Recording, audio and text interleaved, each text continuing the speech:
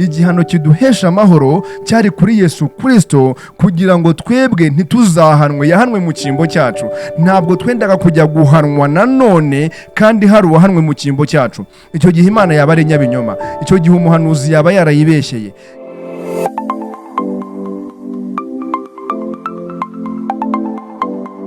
Twongeye gushima Imana cyane iduhaye umwanya wo kongera kubana namwe nshuti bavandimwe bakurikirana Ivugangingo TV.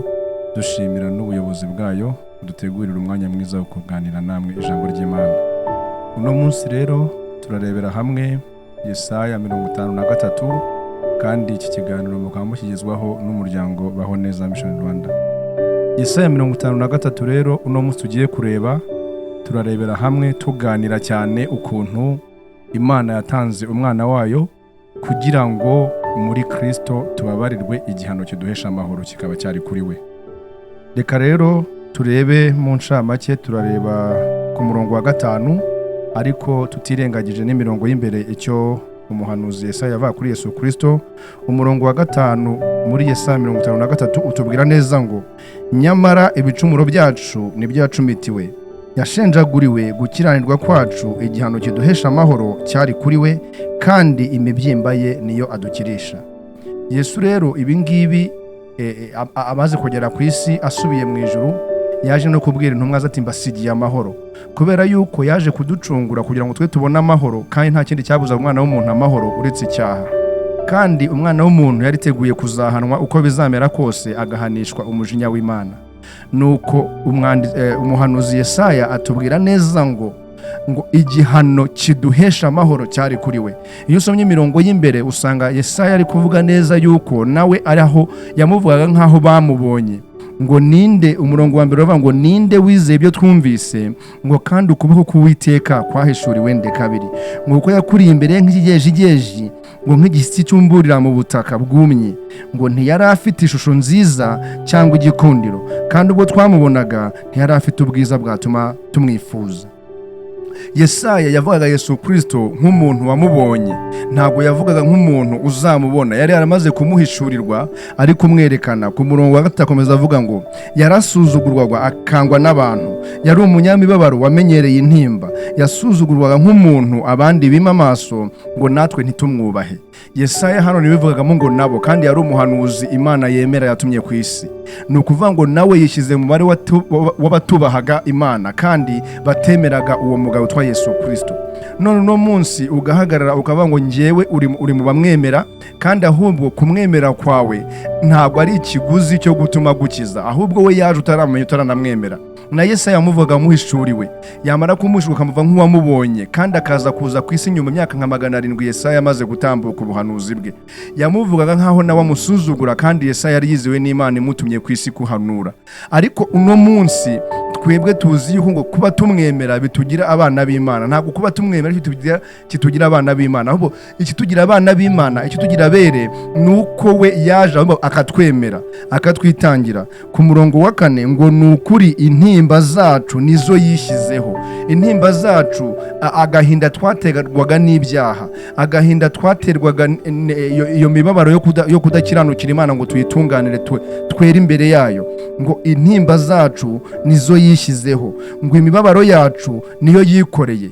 Ibyago byari kuzatujyaho byose we yarabyikoreye, ngo ariko twebweho twamutekereje nk'uwakubiswe n'Imana, agacumitwa nayo, agahetamishwa n'imibabaro. Ntabwo twamutekereje nk'umuntu uje kuducungura, ntabwo twamutekereje nk'umuntu uje kudukiza, ahubwo twamutekereje na Yesaya ari kwishyiramo nk'umuntu wakubiswe n'Imana, agahetamishwa nayo, kandi agahetamishwa n'imibabaro, kandi imibabaro n'intimba zacu ahubwo ari byo yishyizeho. Ku murongo wa 5 rero nongere masubiremo cyane kubera yuko niho turi butinde. Haravuga neza ngo nyamara ibicumuro byacu nibyo yacumitiwe, ibyaha byanjye nibyo yiciwe, ibyago byanjye byari kuzazaho, ingaruka z'ibyaha zose nizo yishyizeho. ngo yashenjaguriwe gukiranirwa kwacu. Gukiranirwa kwacu ntabwo twari abakiranutsi, ahubwo twari abo gukiranirwa, ntabwo twari abo gushimwa n'Imana. Noneho gukiranirwa kwacu aragushenjagurirwa kugira ngo tubone gukiranuka kw'Imana muri we, ngo igihano noneho kiduhesha amahoro. Ni ukuvuga ngo mu yandi magambo, ntabwo twari kuzapfa tubonye amahoro imbere y'Imana, ntitwari kuzigera tubona umudendezo n'umutuzo imbere y'Imana, ngo ariko noneho igihano kiduhesha amahoro ngo cyari kuri we. Yahanwe mu cyimbo cyacu. Ubwo Yesu Kristo yahanwe mu cyimbo cyacu, ntabwo njyewe Antoine mfite guhanwa. Nawe ahuri, nawe ukurikirana ikiganiro, ntufite kuzahanwa na rimwe. Barakubeshya n'ababikubwira ngo Imana izaguhana. Iguhora iki?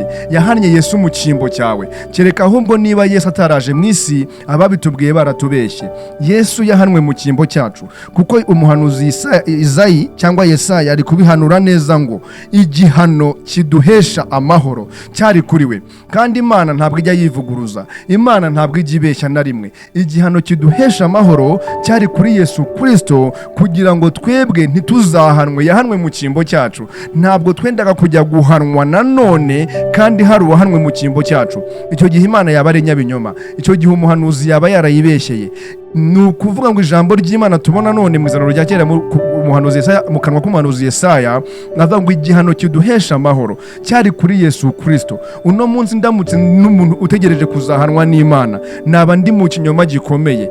Kimwe muri byo ababyigisha baba babeshya, cyangwa se umuhanuzi yaba ari we watubeshye. Kandi umuhanuzi ntabwo yatubeshye, ijambo ry'Imana ntiribeshya.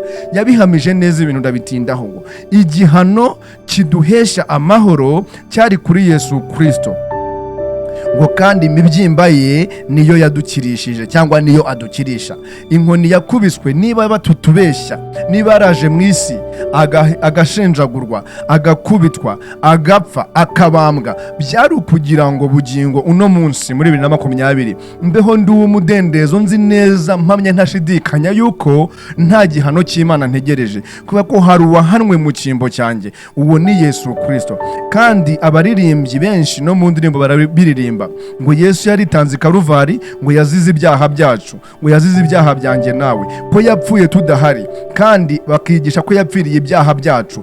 Ese yari gupfira ibyaha byanjye ntahari? Kandi noneho nkazabibazwa nageze ku isi, nta gihano nazabona imbere y'Imana niba hari umuntu wapfiriye ibyaha byanjye ntahari? Ahubwo igisubizo ni iki ngiki: yabipfiriye ntahari kugira ngo apfire ibyo nzakora, kuko ntabwo yapfiriye ibyo nari gukora ntaravuka. Ahubwo we mu mwuka yarabikuru, arabishyikira, yishyura ideni ry'ibyaha nzakora cyangwa ry'ibyaha nari kuzavukiramo. Niyo mpamvu abantu bose bari ku isi nyuma y'umuzuko wa Yesu Kristo n'urupfu rwe, nta muntu n'umwe Imana ibaraho icyaha.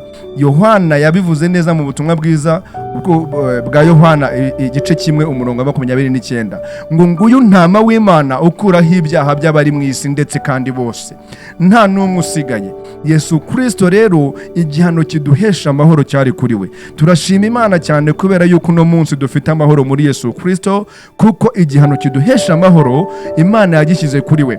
Ntabwo gifite umugambi wo kuduhana, ntabwo gifite umugambi wo kuturimbura, ntabwo gifite umugambi wo kutugira igicibwa imbere yayo. Ahubwo ubu ngubu turi abana bayo bidasubirwaho, turi abami n'abatambyi binyuze mu gitambo cya Yesu Kristo. Ubu ngubu wishyizeho igihano cyagombaga kuduhesha amahoro.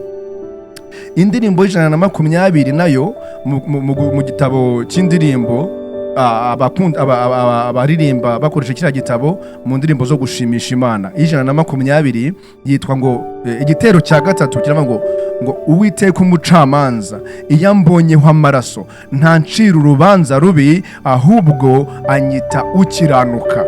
Uwiteka umucamanza iyo ambonyeho amaraso ntancira urubanza rubi. Ayo maraso ari kuvugwa hariya muri ya ndirimbo na ya Yesu Kristo, ariko ntago tubiririmba, ntago tubivuga ngo tubyumve. Niyo mpamvu rimwe na rimwe hari ijambo ujya muri Bibiliya ugasanga uko abahanuzi cyangwa abanditsi baravuze ukuri ngo ubwo bwoko bushimisha Imana iminwa, ariko imitima ikayiba kure, imitima y'ubo bwoko ikayiba kure. Ntako numva ukuntu umuntu yakwirwa aririmba ngo uyu Uwiteka umucamanza ambonyeho amaraso ntancira urubanza rubi, ngo ahubwo twabanye tukiranuka, ariko uno munsi buri munsi ukaba ushaka gukiranuka binyuze mu byo wakoze, ukaba utegereje kuzahanwa.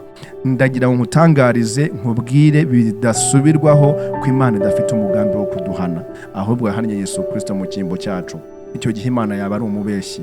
Njyewe ntabwo nzahanwa, wowe ntabwo uzahanwa. Ubyumve cyangwa ntubyumve, ntabwo ndi kuguhendahenda kugira ngo ubimenye cyangwa ubyizere. Wabyizera utabyizera, Imana yirabyizeye, niko kuri kwayo. Nuko izi neza ko yahannye Yesu Kristo mu cyimbo cyacu, ntabwo dufite kuzahanwa na rimwe. Imana ishimwe cyane ubwo twamaze guhanirwa muri Kristo twese, ubwo nta n'umwe utegereje igihano ku Mana, ahubwo Imana ikaba yarahannye Yesu Kristo mu cyimbo cyacu. Dushimiye Imana cyane. Mwese abakurikirana Ivugangingo TV, mukomeze kubana n'Uwiteka Nyiringabo, akomeze kubagura mu migambi yanyu no mu nzozi zanyu, kandi natwe niko tubasabira twisabira, tubisabye twizeye mu izina rya Yesu Kristo. Amen.